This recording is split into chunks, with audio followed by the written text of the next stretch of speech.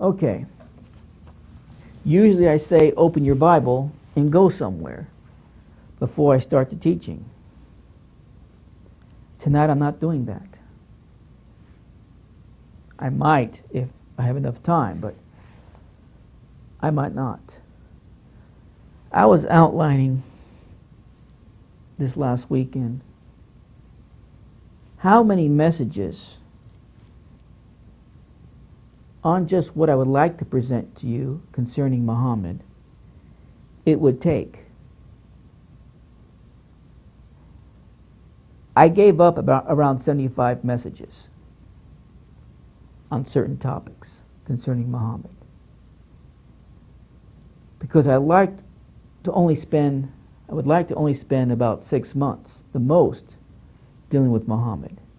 And that might seem like a long time to you, but I don't preach on Mohammed every single live program.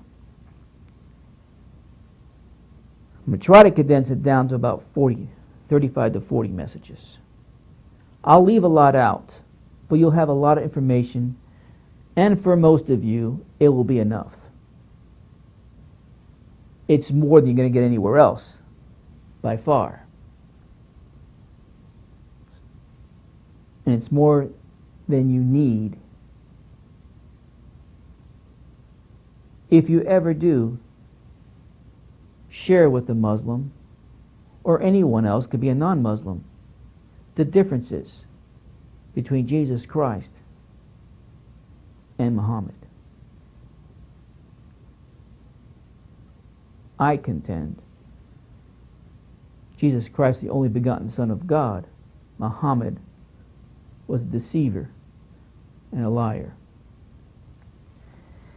Tonight we're going to look at some sources, reliable sources, that even the Muslims quote from and use, but only the parts that shines a good light on Islam and Muhammad, not all the other stuff. Probably tonight in the next program we'll spend a little bit of time on that. Before I go there, I want you to go to the board.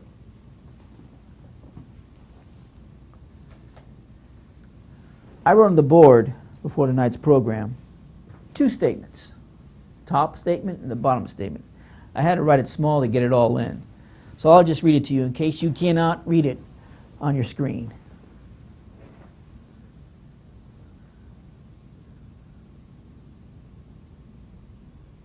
Statement number 1. If I or anyone else presents solid reasons based on evidence that supports Muhammad's claims, then we can conclude that Islam is a true religion. You get that?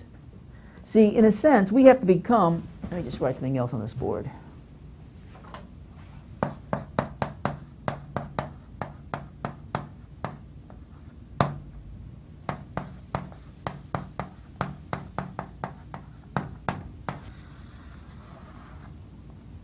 We have to become historical detectives.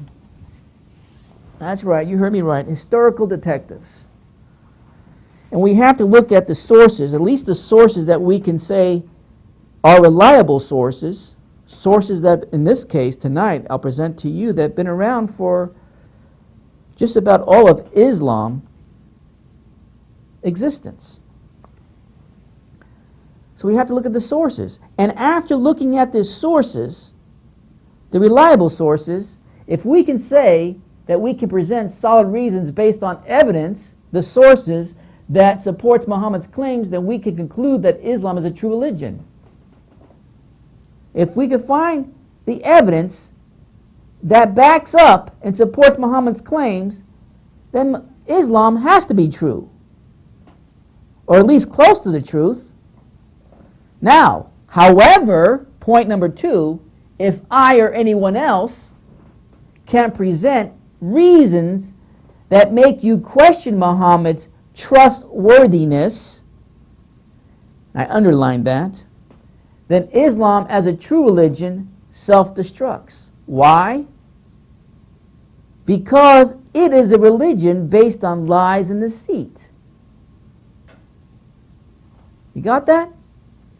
if I or anyone else can present reasons that make you question what? Obviously, Muhammad's trustworthiness. Based on what? Based on the evidence that supposedly supports Muhammad's claims. If we can find that Muhammad's claims were fabricated, were not even trusted back in the day that he presented them, and that he actually kept changing the claim, just like I said earlier before I started teaching tonight about Mormons and Mormonism. Bottom line is, everyone pretty much has the story down how Joseph Smith encountered supposedly an angel based on the 1842 version of the vision. But the vision first came around in print 1832, the first draft, and drafts until the 1842 draft. And it kept changing and changing and changing. So it can fit the story. What they said was the evidence that supports their claims. Well, the same thing with Muhammad, the same thing with anybody else. Now, my whole premise is if I could give you solid reasons and base them on evidence, by the way, Islamic evidence that supports Muhammad claims, then we conclude that Islam is a true religion. But if I take the same evidence and show you where they even questioned the evidence, and through a power struggle they kept changing the evidence to fit the need, the political need of the time, to gain power and fame and control, and it was not a divine encounter that he had, but a demon possession controlled by Satan and his evil spirits to control an individual, because it was prophesied it would come, and it did come in the 7th and 8th beast, which we call Islam. You got that? So what does that mean? That means we have to become historical detectives. And that's what we already been doing concerning Muhammad, but we're going to go a little further. And each time in the next few programs, we'll dig a little deeper. Now, let me read you some information. You come back to me now. Actually, leave it on the board for a few minutes just in case somebody wants to write that down. I'll tell you when to bring it back to me.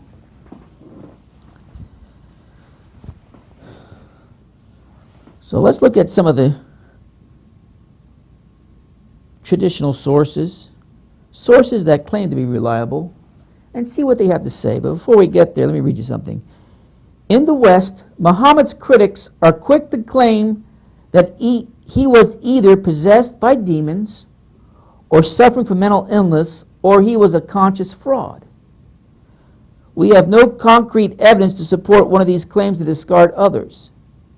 I have plenty evidence that supports he was demon-possessed. Remember, demons are nothing but disembodied spirits. Giants that were produced, that don't have a body, that still roam this earth. By the way, they were produced before the flood. I've taught on this in the Spiritual Warfare series. If you haven't listened to it, you need to go and listen to it. I don't even know where it's located. It's in there somewhere in the 110 messages.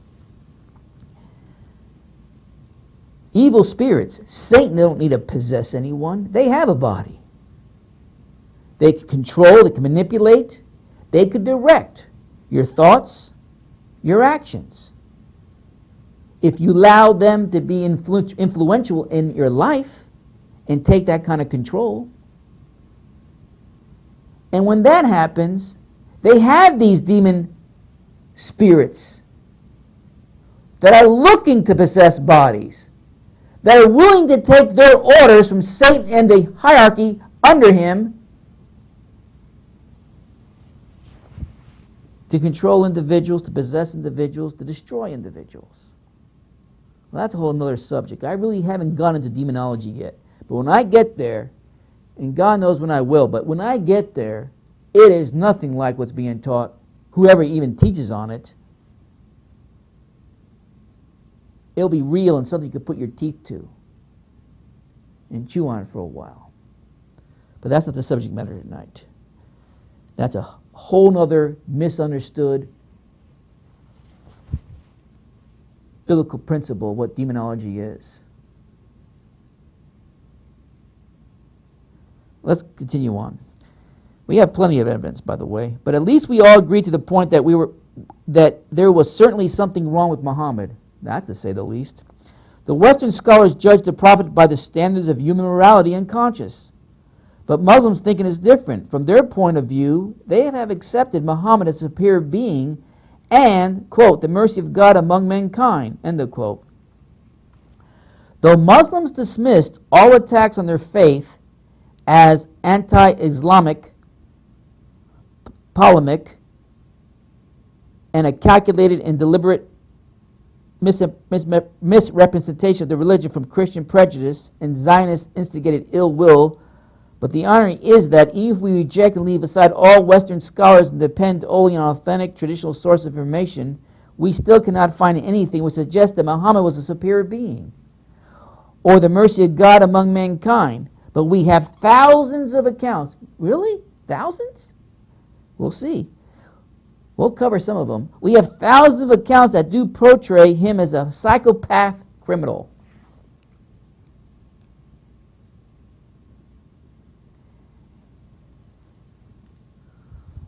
Well, if there's thousands, are these sources reliable?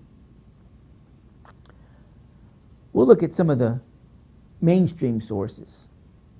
I don't have time in this series to look at the thousands. But we'll look at some of the sources. Our knowledge and understanding of early Islam and its founders mainly rests on the writings we call Sirah or Sirah. Al-Maghazi, or I might get the pronunciation of these names a little off, but the Quran, the Quranic exegesis, the Tafsir, Tabari's history, and the Hadith collections. We'll cover those one by one here in a minute. Sirah means biography. And likewise, Sirat Rasul Allah is the biography of Muhammad, the messenger of Allah, written by Ibn Ishaq. This is to Muslims a reliable source, and to the Western world is a reliable source.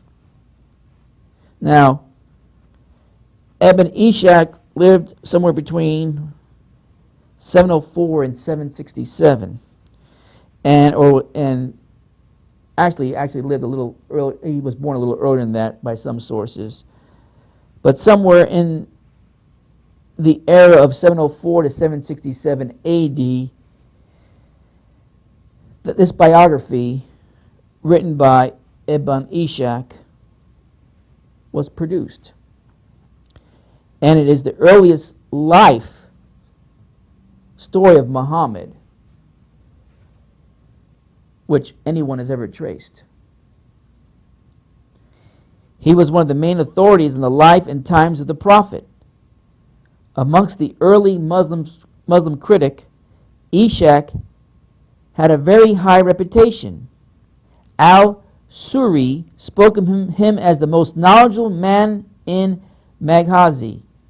Ishaq's Sirah, or biography, provides the sole account of Muhammad's life and the formation of Islam, you come back to me now, written within 200 years of his death. Written within 200 years of his death.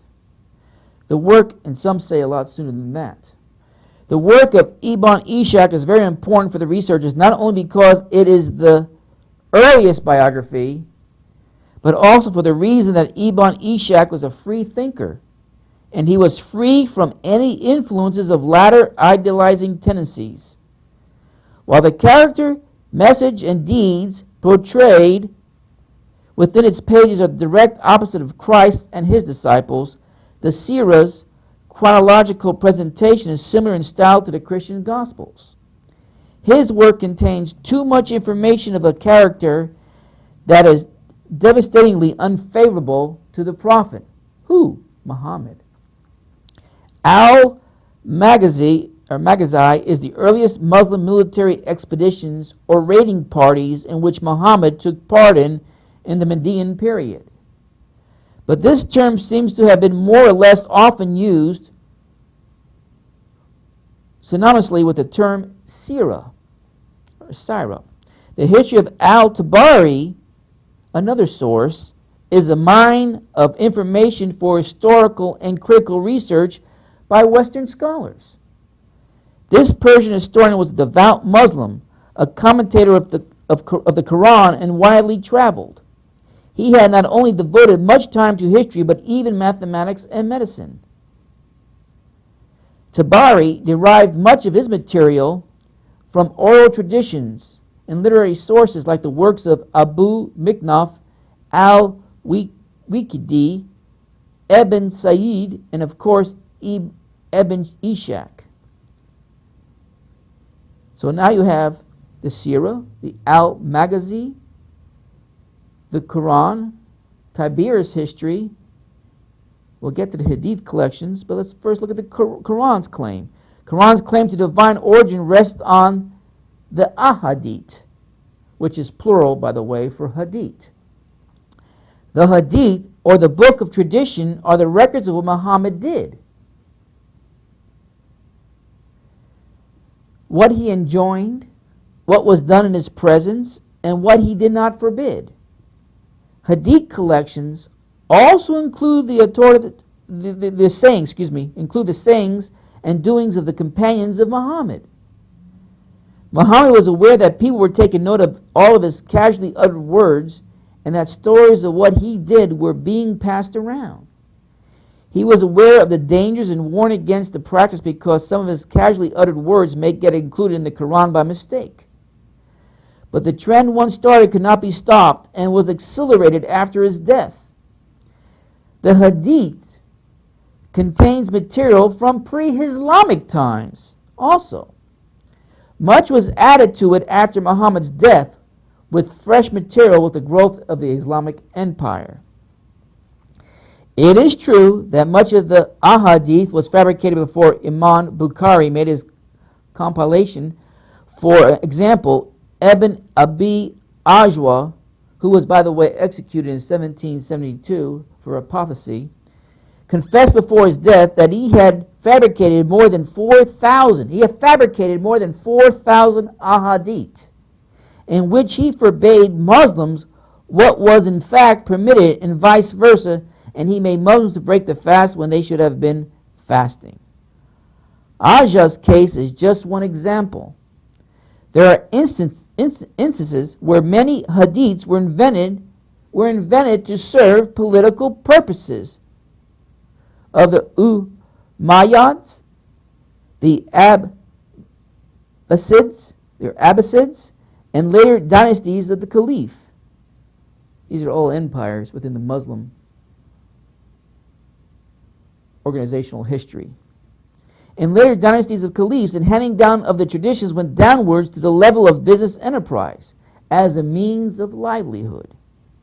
A large amount of non-Islamic material was drawn into by the compilers, which even included sayings of Buddhist wisdom, Roman stories and verses from the Zoroastrians, Jewish and Christian scriptures, and even Greek philosophy was included. Soon, the number of hadith already in circulation, still being invented, became unimaginable. As one Muslim authority wrote, quote, "In nothing do we see pious men more given to falsehood than in the traditions," end of quote. So it was urgently necessary to compile an authentic collection. The best known and most authoritative compilation is by Bukhari. It is said that Bukhari had examined, listen to this, he had examined a total of, take a guess before I even say it. How many traditions you think he compiled? You got a number? 600,000. That's right. 600,000 traditions. Talk about creative writing to serve the purpose, whether political or religious, to enhance your agenda, to increase your empire. And the more you spread your empire, the more traditions from the empires that you were conquering were included in the collection of the Hadith. 600,000 traditions. He preserved some 7,000, which means he rejected some 593,000. This is Bukhari's, as inauthentic. But since many of them were repeated, there remain only about 2,760 in total. Second only to Bukhari's collection is the work of Muslim Ibn al-Ajad, which contains 3,000 traditions.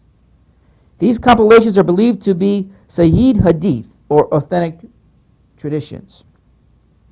Which much disappointment to the Muslims, the above 5 oldest and most trusted Islamic sources, which I just read to you, which is the Sirah, al-Maghazi, or Maghazi, the Quran, that's 1, 2, 3, Tabari's history, and the Hadith collections are the 5 sources. In this case, the 5 most trusted Islamic sources. And guess what? These most trusted Islamic sources don't portray Muhammad, a superior being, or any kind of, quote, the mercy of God among mankind, end of quote, by the sources that were putting and compiling this together, which were Muslims. The sources reveal that he was a thief. Well, why did they remain Muslim? Well, you ever heard of forced conversion, folks? Do this or die. Do this or off with your head. Put yourself in the times. Put yourself in some cases, in some countries in the Middle East right now. They'll cut off your hands. They'll cut off your neck. They'll cut off your head. They'll cut off any body part. They'll torture you. Look at the honor killings that are going around worldwide now. Forced conversions or die.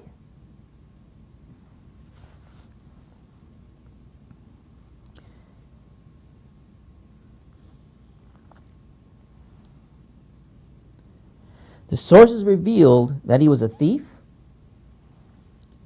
a liar, an assassin, a pedophile, a shameless womanizer, a promiscuous husband, a rapist, a mass murderer, a desert pirate, a warmonger, but a spineless coward, and calculating and ruthless tyrant. Wow, they didn't paint a pretty picture about Muhammad, did they? It's certainly not the character profile of the founder of a true religion, I would say. Moreover, there is no reason to believe that these authentic collections of Bukhari were later additions by religious rivalries. Bukhari was a devout Muslim, and his sincerity was beyond doubt.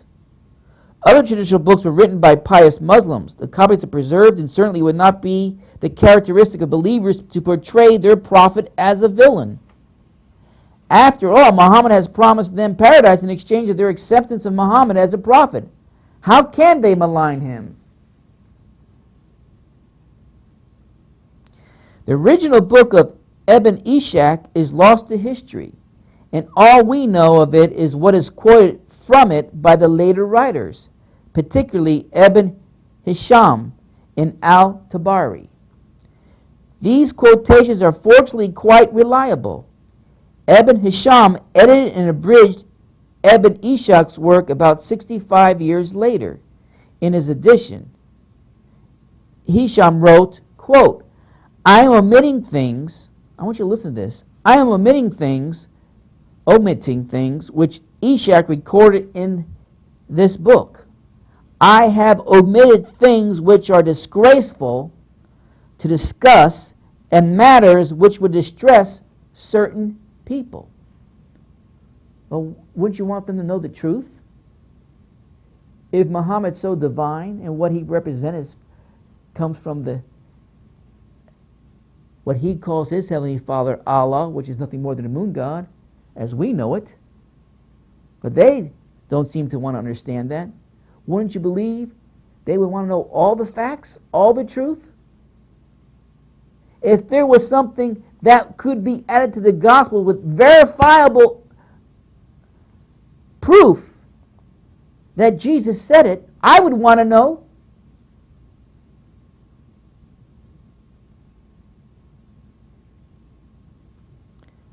I'll read the quote again. Quote, I am omitting things which Ishak recorded in this book. I have omitted things which are disgraceful to discuss and matters which would distress certain people. End of quote. This particular comment of Hisham speaks volumes. Today we need to know what were those, quote, disgraceful to discuss, end of quote, discussions Hisham omitted from Ishak's original works, and what were those, quote, matters which would distress certain people, end of quote. We understand Hisham's position. He was actually compromising with the truth to save his life, which was dependent upon not offending the cleric kings during his time. The caliphate kings during his time. But he was honest enough to admit that he had compromised with the truth. However, a few modern historians have attempted to recover the lost portion of Ishak's work. They applied the biblical criteria of form and redaction criticism. Redaction criticism, which is what? Form criticism is analyzing of literary documents, particularly the Bible, to discover earlier oral traditions as examples, stories, legends, myths, etc., upon which they were based. Redaction criticism is concerned with when and what process did a particular process, meaning of collecting and editing, of a particular section or for instance, of the book of the Bible, and how it reaches final form to the basis of historical knowledge that was assembled. Well, that's how they look at it. You necessarily can't always do that with the Bible, but you definitely could do that with what Muhammad presented and all his followers after him, as they were, it almost seems like they were in a hurry to add more and more this, to do this and not to do that. What you need to include, what you don't need to include. If you want to build a kingdom and expand your empire, you're going to have to add some things. For instance, to the Hadith, as a set of rules which people could be governed by. And then also, creatively, twist around the Quran and add and delete from it also to serve your purpose. Well, that all happened. Now, where was I?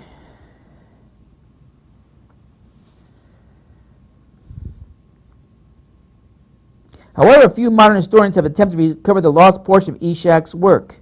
They applied the biblical criteria of form and redaction criticism to the basis historical summits of Ishak. To quote Margaluth, quote, the character attributed to Muhammad in the biography of Ibn Ishaq is exceedingly unfavorable. For whatever he does, he is prepared to plead the express authorization of the deity. It is, however, impossible to find any doctrine which he is not prepared to abandon in order to secure a political end.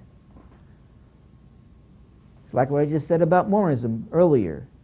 The 1832 version to the 1842 version was drafted up to 9 different times to create the right premise which people, without a doubt, would believe that what Joseph Smith received was the communication from none other than God the Father and Christ the Son. Remember, Joseph Smith's first crack at it, only his mother believed him. And if you remember the history we already covered about Muhammad, there was not too many takers of his cave experiences as being real. Remember that? So you have to change. You have to expand in order to secure whatever agenda you're trying to achieve, whether political or religious. At different points in his career, he abandons the unity of God and his claim to the title of prophet. That's a fact. This is a disagreeable picture of the founder of religion, and it cannot be pleaded that it is a picture drawn by an enemy. End of quote, by the way. The pagan Meccans were wise enough not to believe Muhammad's gigantic claim because they had seen many such impostors. There are more than a dozen verses which confirm that Muhammad and the voice he had heard were ridiculed by the pagans. They thought that Muhammad was fabricating verses, or in the parlance of those days, he was demon-possessed. Those pagans were more right on than scholars of today. The contemporaries of Muhammad called him the Majnun, which means a lunatic, a crazy man, someone that's possessed, a soothsayer. This is very explicit in the 10 Quranic verses, and it gives the verses 15:6, 23, 70 through 72, chapters 34:8, chapters 34, 45 through 46, chapter 37, 35 through 36, and it goes on and on. In a few instances, there are verses in 21:5, 36 verses 69, 37 verses 36 and 35, and chapter 52 verse 30, where an alternative explanation was given that Muhammad was an ambitious but fanciful poet who had merely invented it all. To defend himself, Muhammad added several references to biblical prophets, likewise accused of ghost possession, as an example of earlier prophets in general. And of course, he uses that in the Quran. And by the way, you can find that in the Quran 51:52, in the Quran 23 verse 25, in the Quran 26 verses 26 and 27, where he uses prophets that you can find in the Bible, such as Noah and Moses, that also experienced ghost possession. So his earlier stories that he thought he was demon-possessed is nothing new. Biblical prophets also experienced that. That was his excuse. That's how he explained it away, to try to convince people. The wonder they didn't believe him. The wonder this had to be eventually forced upon people by believe it or die. Because his earlier excuses and explanations were lame, were silly at best. Let it be on record that the Bible nowhere mentions such an allegation against Noah, Moses, or any other prophet. The one exception might be Hosea, but you have to understand, and I don't have time to go to it tonight, and you can find in Hosea, I believe it's the 9th chapter, but that was in other context, because it was defining Israel's punishment. But that's another topic. I don't have time to go to that. I'm going to stay on this. Undoubtedly, Muhammad, whose knowledge of the Bible is only sketchy, was merely projecting his own plight by trying to adopt and place Noah and Moses in the same position as he was. And that's why he was confused at first. That's why he was fearful at first. That's why he wanted to commit suicide at first. I guess you could even use Elijah if he knew the Bible enough, because Elijah did not necessarily want to commit suicide, but he wished he would find himself dead because he was on the run from Jezebel after all the wonderful things that God demonstrated through him, by him, to try to convince Israel to get back in line. They were worshiping false gods, the moon god. We've covered this. Sorry. The pagans, the Meccan pagans didn't even buy it. So it had to be forced upon them eventually. Muhammad's argument was very silly and stands on a slippery ground. His reason was something like this: I am a prophet, but I am not acknowledged by my narrow-minded contemporaries. Just as the ancient genuine prophets were not given due recognition either at first instance. Hence, I'm also a genuine prophet. Muhammad lost many of his followers on this account. Bukhari recorded that Muhammad's prophetic mission was confirmed by a cousin of Hadijah, a Christian convert from Judaism named Waraqah bin Naful. After a few days of confirming Muhammad's prophethood, Waraqah died mysteriously. The fact that Waraqah was a Christian had been a source of embarrassment to the Muslims. Hence, they often denied it to get rid of the shame. Some over-enthusiastic Muslim sources say that by recognizing Prophet, Waraqah converted to Islam. However, some modern scholars contend that Waraqah actually rejected Muhammad, and the text of Ibn Hisham's version of the Sirah was later corrupted. There is no account in voluminous hadith that Waraqah converted to Islam. Now that's something you'd think they would write down. And the details of the details of mysterious death. After all, you can find 600,000 compilations of nonsense. Why would this event, which Bukhari thought was important enough to mention, not included in any of those compilations? From the Hadith collection, we can find minutiae details of Muhammad's activities and the events of early Muslim communities. The conversion of a Christian priest who was a cousin of Muhammad and his wife would have been a monumentous event, but it's never mentioned. Waraqah was the most revered holy man in Mecca. Why the cause of his death was not recorded in the Hadith? Today, the mainstream Islam accepts Waraqah, recognized Muhammad's prophetic status, but this is baseless. That's all fabricated, by the way. Added on many, many centuries later. Nowhere is recorded that Waraqah's appreciation was witnessed by anyone. Though it appears shocking, but I believe that Waraqah was murdered by Muhammad. I wouldn't doubt it. This is a possibility which we cannot ignore. After Muhammad and Hajjah had used him, he became a liability, someone who could and would profess that Muhammad's claims were untrue. Once Waraqah was dead, Muhammad felt free to concoct any lies and attributed them to him, and the deception continued unabated. Strange but true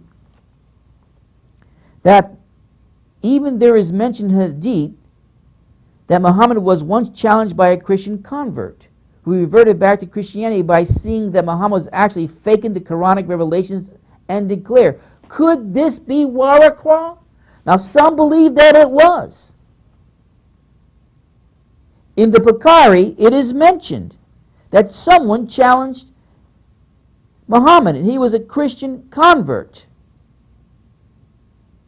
Could have been Waraqah, and like I said, someone, his cousin. Some believe it was.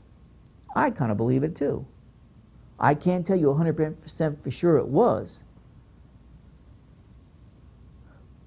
Even though I would like more evidence, there's enough there to lean my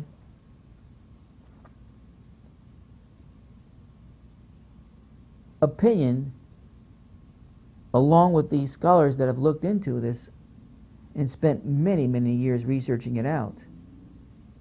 That is exactly what Bukhari was referring to. But let's continue.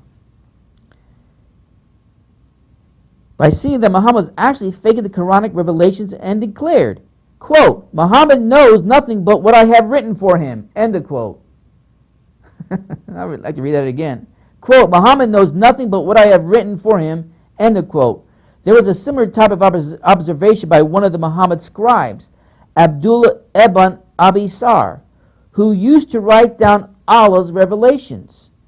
He used to write down Allah's revelations. From who? From Muhammad. When Abdullah suggested to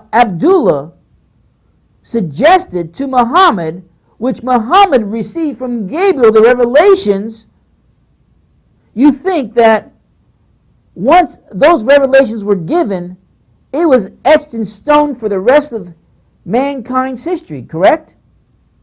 Well, listen. Abdullah used to write down Allah's revelations from Muhammad. When Abdullah suggested some changes to Muhammad's dictation, let me suggest something, Muhammad. Maybe the angel didn't quite get it right, or you didn't listen correctly, but this is what the angel really meant. When Abdullah suggested some changes to Muhammad's dictation, Muhammad readily agreed with Abdullah. Think about it. Sure, that makes more sense. Write it your way. Put it down. This led Abdullah to suspect Muhammad's claim of reception of messages from God through an angel. He apostatized and left Medina for Mecca.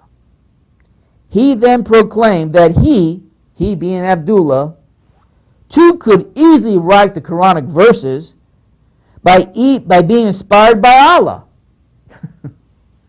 Listen, it's like Joe Cortes saying, I have received a revelation, and I give you chapter after chapter, verses after verses, and I have it dictated, and you're my scribe, and you're writing it all down for me. And this is, thus say the word of the Lord. This is what I received. But then, say a day or two, a week or two, as you're putting this all together, to be printed, to be get ready to share with so many people that we're going to try to convert, to believing that what we're presenting is true, comes straight from God, and say, you're not my scribe, you're my publisher. And my publisher comes back to me and says, you know what? This would sound better if you change it to this, this, and that. This would draw more attention if you say it this way. We'll definitely get the literary world spinning if you just communicate it the way I tell you, Joe Cortes. And Joe Cortes will do anything he can do because he believes he got the word of God straight from God himself, unless he's a fraud. Me speaking. Unless I'm a fraud, the world's best con man would go along with it. Why? Because it achieves the agenda I want to accomplish. So no problem. Change it all you want. If you think it could sell, and if you think it could reach more people, go right ahead. After all, you're the publisher. What does God know? What does Allah know? In Muhammad's case, it doesn't make sense. If I truly believed I got a special revelation, I would say, you don't change one letter. Forget trying to change a word or a sentence. You don't even change a punctuation. Right? But that's not what happened. And this Abdullah saw through this. He says, well, heck, I could go and write my own Quran or Quranic verses. Because anytime I suggest that you change something, you're so willingly letting me do it. He saw through Muhammad, folks. He saw through him. So he left. When Muhammad advised a small group of his followers to flee Mecca, because he was not accepted at first there, the Christian king of Abyssinia received them and gave them refuge. In biography of Muhammad, there are many references of a Christian monk named Bahira, who is said to have recognized in Muhammad the signs of a prophet. The idea that Islam might be a new religion was, in the strict sense of the term, was unthinkable to the Christians. When Jerusalem was surrendered to Muslims in 638, Sophronius, the patriarch of Jerusalem, who had negotiated the surrender of the city to the Muslims, explained the invasion of Palestine as divine punishment for the sins of the Christians. The notion was that Muslims were the instruments of God's wrath. But slowly the early Christians recognized Muhammad as a man of blood and his followers as violent, irredeemably violent. Throughout the medieval period, all the characteristics of Muhammad that confirmed his authority in the eyes of Muslims were reversed by Christian authors and turned into defects. When Christians recognize Islam as a rival religion to Christianity, they simply refuse the notion of a new prophet after Christ. The traditional doctrine that Muhammad was illiterate, which to Muslims is proof of divine origin of the Quran, indicated to the Christians that he must have been a fraud. When challenged by the Meccans to produce miracles, Muhammad said the Quran was his only miracle. While Muslims view this as proof of the spirituality of his mission, Christians antagonists consider this lack of miracles as clear evidence that Muhammad was a fake. In 850, a monk called Perfectus went shopping in the capital of Muslim state of Al-Andalus. Here he was stopped by a group of Arabs who asked him whether Jesus or Muhammad was the greater prophet. There was a trick in the question because it was a capital offense in the Islamic Empire to insult Muhammad, and Perfectus knew it very well. So at first he responded cautiously. He snapped and burst into a passionate stream of abuse, called Muhammad a charlatan, a sexual pervert, and the Antichrist himself, and a false prophet spoken of in the gospel. Perfectus was thrown into prison but later released because the judge realized that he was provoked by the Muslims. However, after a few days of his release, the Muslims' pranks provoked him once more, and Perfectus cracked a second time and insulted Muhammad in such a crude term that he was again taken and later on executed. A few days later, another Christian monk by the name of Ishaq appeared before the same judge and attacked Muhammad and his religion with many crude and disgusting words. His insulting words to Muhammad and Islam were so strong that the judge, thinking him drunk or deranged, slapped him to bring him to senses. But Ishaq persisted in his abuse, and the judge ordered his execution also. A few days after Ishaq's execution, 6 months from the same monastery arrived yet and delivered another venomous attack on Muhammad. They were executed too. That summer, about 50 Christian monks died this way.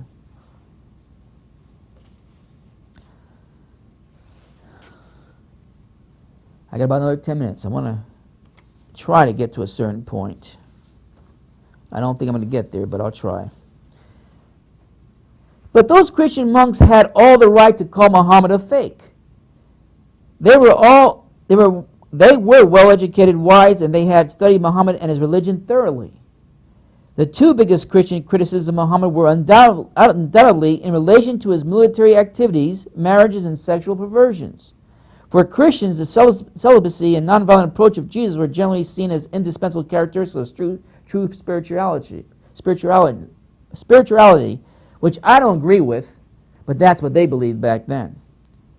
The cruelty of Muhammad and his sexual perversion were taken as a clear proof that Muhammad could not be on the same exalted level as Jesus. The early Christian critics of Muhammad generally described him as motivated by a combination of political ambition and sensual lust. But the success of Islam raised a disturbing theological question. How had God allowed this particular religion to prosper? Could it be that God had deserted his own people?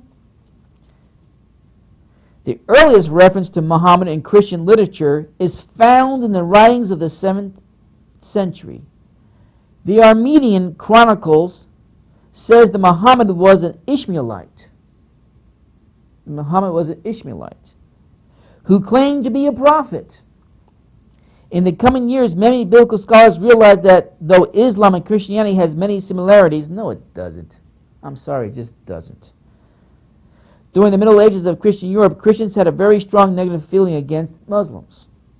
An example, Bedi, a monk and biblical scholar, described the Quran as a parody of sacred scripture of Christianity, and Muhammad as a pseudo-prophet who and his followers has made war on Christians and seized their holy places. In a work of biblical commentary completed in 716, Bedi describes Muslims as the enemies of the church. That is 716. That's shortly after the Al-Usk was finally complete. Well, actually, it was not. They were still building on the Al-Usk even after the fact. I remember that in 688 is when the Dome of the Rock started construction, completed around 691 AD. Now, shortly after this, Christians already have come to the conclusion that this Muhammad was the enemy of the church. Another Like Betty, another prolific writer of theology was John of Damascus, which we already covered slightly. He hailed from an ethnic Arab family whose 3 generations had served Muslim rulers. He was one of the earliest Christian writers to concern himself at any length in a systematic way with Islam. John was the first scholar who had explained the biblical deviation of the Ishmaelites. He went on to castigate Mohammed as a false prophet who cribbed part of his teaching from the Old and New Testaments and also from the sayings of a heretic Christian monk, Bahira. According to John, Mohammed wrote down some ridiculous compositions in a book of his, which he claimed had been sent down to him from heaven, somewhere around 745 A.D. John composed a play, the dialogue between a Saracen and a Christian. This dialogue envisions a situation in which a Muslim puts awkward questions to a Christian on such matters as the nature of Christ, creation, free will, and many others. The Christian asked the question so skillfully that at the end of the play it is mentioned that the Syrian went his way surprised and bewildered, having nothing more to say. John also quoted at length but selectively from the Quran and mocked the faith of the Ishmaelites. From every angle, shortly after, especially after when this was pushed beyond Mecca, beyond Medina, beyond the local area of the desert that Muhammad first started with this false religion, this extension of the moon god religion. It branched out quickly, folks. And you can see how in the next few hundred years it expanded east and west, north and south, in every direction. It spread out quickly, and people were coming against it, both Christian and non-Christian, if I had time to go through all the sources with you. Both Christian and non-Christian, no exceptions. They saw for what it was, a political agenda to gain power and control over not only people, but nations and area. Its conquest would not be complete until it ruled what they knew of the then known world. And many people died in those early years trying to expose Islam, the Quran, Muhammad for what it is.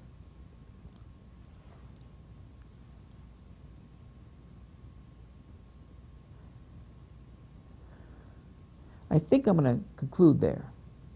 I'll come back to this.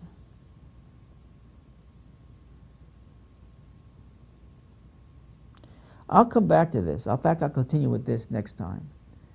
But I want you to see, and this is kind of laborious and it's kind of boring to maybe some of you, because I'm trying to lay down as quickly as I can enough general history of what was happening at that time when Islam began, when the moon god, the seventh and eighth beast, not only took the ground, but was gaining ground. Not only territory, but also control of a people by conquering and applying forced conversions. Now, not always you would convert or die, but you would have to submit no matter what. And you would have to pay some type of financial payment to be in their presence and keep on living. Let's just put it that way. Islamic sources, Christian sources, and even non-Islamic, non-Christian sources all pretty much said the same things about the early days of Muhammad and what he was like, what he tried to accomplish, people that he used, people that he killed off when he was done using them, how people came against him to try to reject his message, how Christians came and on the scene and tried to refute the message and show people who they could communicate to in their surrounding areas that this belief system was based on lies and deceit. John of Damascus and others of his era even made the claim he was a false prophet with his roots coming from and dating back as far as Ishmael. Now, there's some today that strongly try to deny that. And probably in the future, I will trace them all the way back, if I have enough time in this section of the series on Mohammed, that this is nothing but an extension of the moon god religion,